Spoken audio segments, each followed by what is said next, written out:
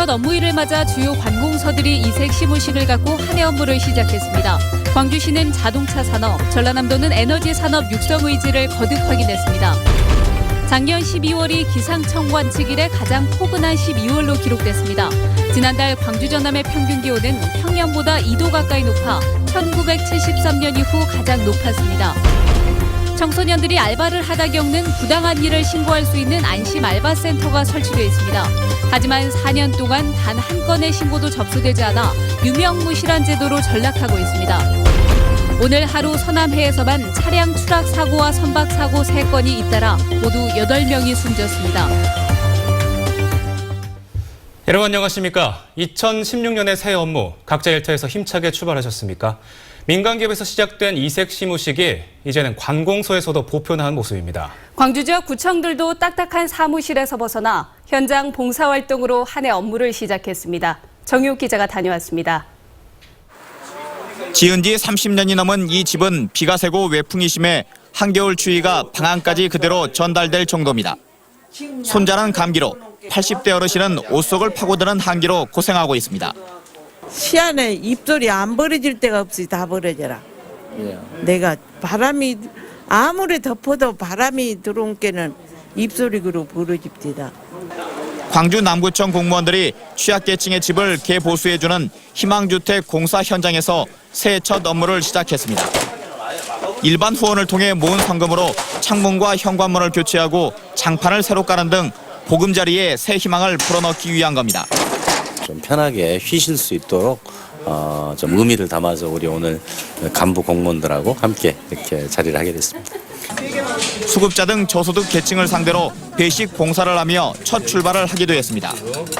광주 북구청 공무원들은 관내 6개 복지시설에서 4년째 배식 봉사에 참여해 더불어 사는 공동체 조성에 일조했습니다. 너무나도 이렇게 고마우고 우리 노인들을 위해서 이렇게 너무 힘써주고 너무 고맙습니다. 서구청 공무원들은 직장 동료들과 지역사회를 위한 배려 의지를 담은 소망카드를 소망 트리에 매달고 올 한 해 주민 서비스 강화를 다짐했습니다. 국민 여러분, 새해 복 많이 받으십시오. 새해 복 많이 받으십시오. 방법이야 다르지만 2016년 한 해를 뜻깊고 의미 있게 시작하자는 열망만은 모두 같았습니다. MBC 뉴스 정용욱입니다. 윤장현 광주시장이 새해 첫 업무를 자동차로 시작했습니다. 청년 일자리에 대한 돌파구를 자동차 산업밸리 성공에서 찾겠다며 확고한 의지를 보였습니다. 김인정 기자입니다. 윤장현 광주시장은 새해 첫 업무 시작부터 자동차, 또 자동차를 강조했습니다. 시무식을 마치자마자 전기차를 타고 달려간 곳도 자동차 부품 공장이었습니다.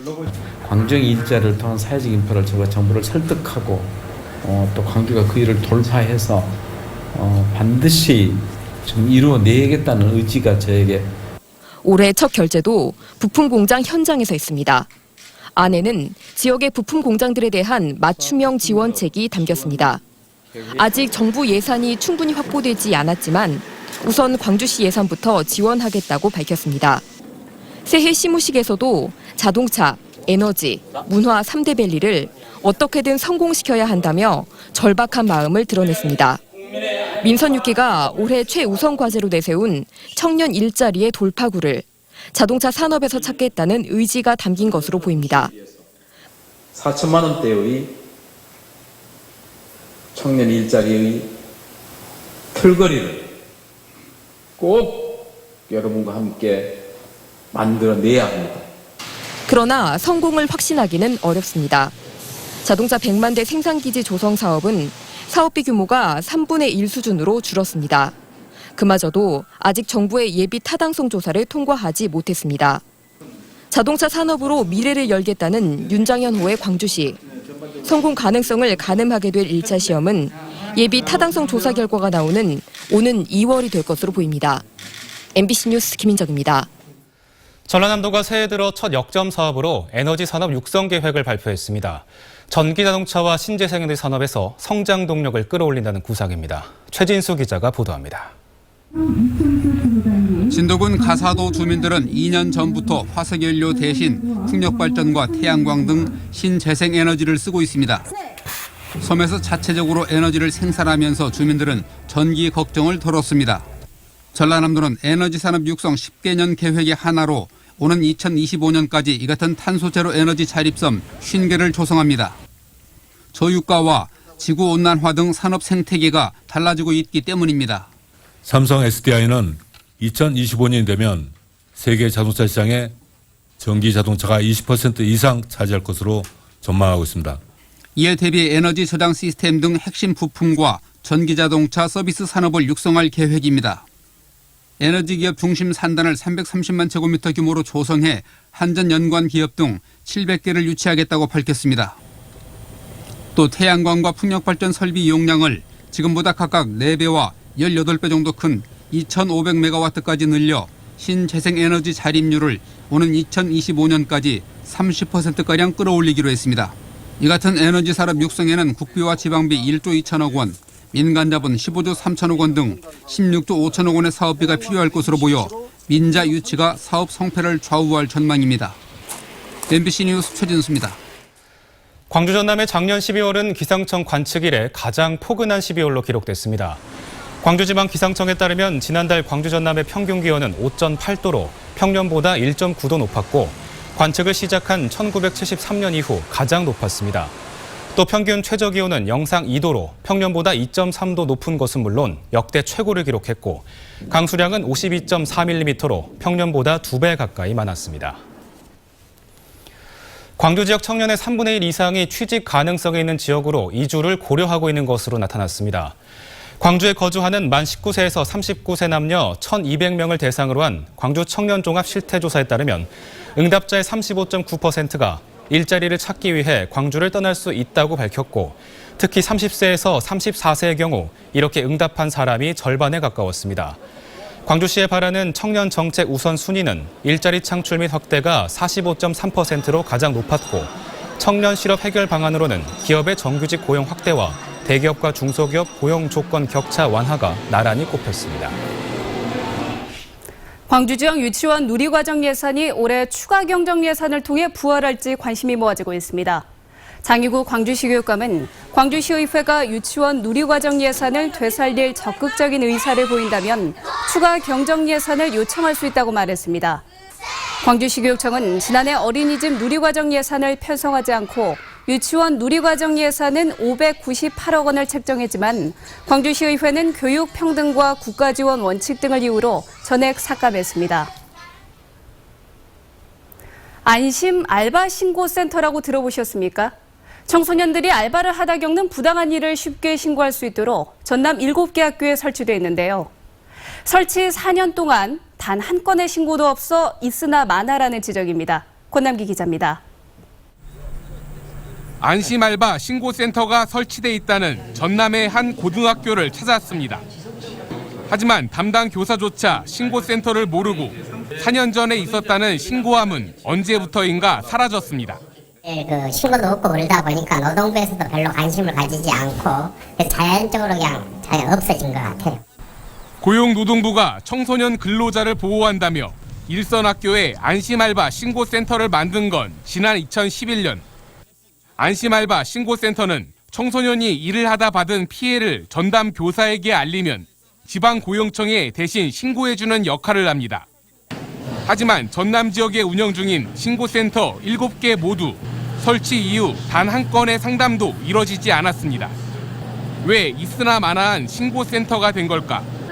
학교에선 알바 신고센터의 존재 자체를 껄끄러워하고 학업에도 전념을 하고 그다음에 그 알바를 원칙적으로 금하고 있습니다. 그렇기 때문에 운영하는 것 자체가 무선이기 때문에 담당 부처인 고용노동부는 학교의 책임을 미룹니다.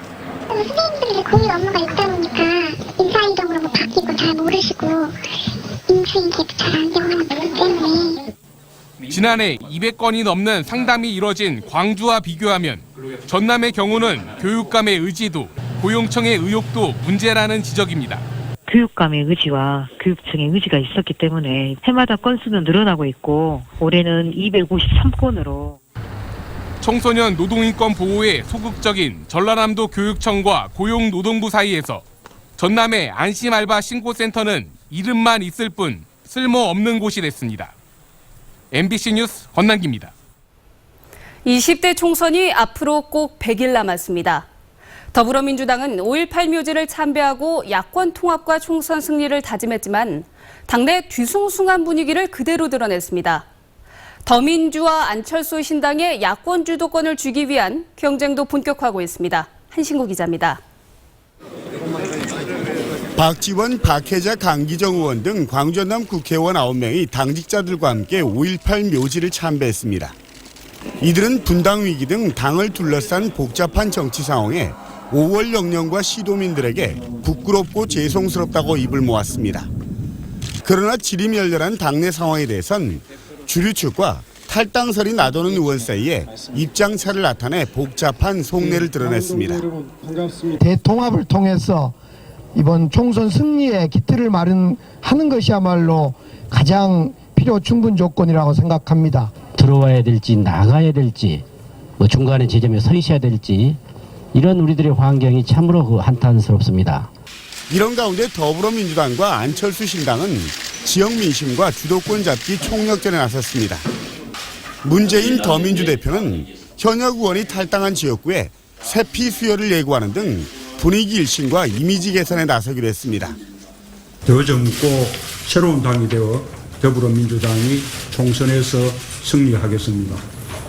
안철수 신당 측은 이에 대해서 총선에서 야권연대 불가 방침을 거듭 밝히며 지역 인재 영입에 공을 들이는 한편 친노, 친박 지역구에는 특별 공천을 하겠다며 막불 작전을 펼쳤습니다. 100일 앞으로 다가온 20대 총선을 향한 구애가 본격화되는 가운데 누가 더 참신하고 능력 있는 새 인물을 내놓느냐가 지역 민심 양배의 결정적 변수가 될 전망입니다. MBC 뉴스 한신구입니다. 전남 인구가 지난 1998년 이후 처음으로 늘었습니다.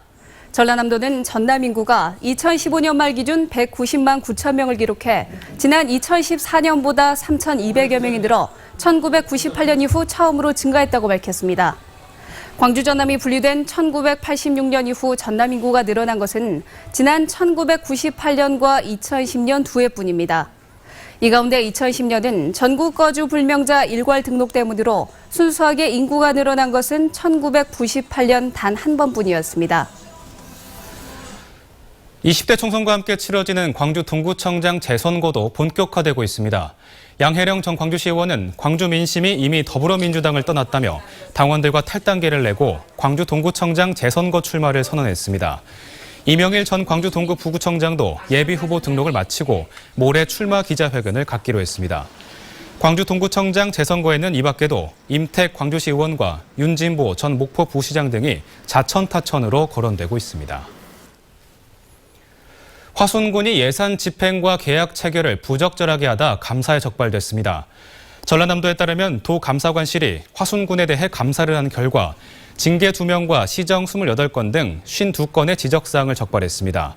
화순군 공무원 A씨는 건설기계 저당권 설정 수수료 500여만 원을 횡령했다가 적발됐고 화순군은 가로수 조성 사업을 추진하는 과정에서 특정 업체와 8억여 원의 수의계약을 체결해 특혜를 제공한 것으로 지적됐습니다. 다음은 희망 2016 나눔 캠페인에 성금을 보내주신 분들입니다.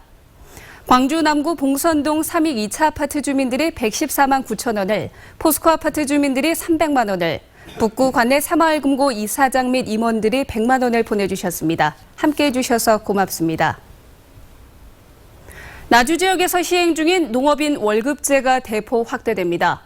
나주시는 지난해 5월부터 6개 읍면 160여 농가를 대상으로 시행하고 있는 농업인 월급제를 19개 읍면동 500여 농가로 확대 추진할 예정이라고 밝혔습니다.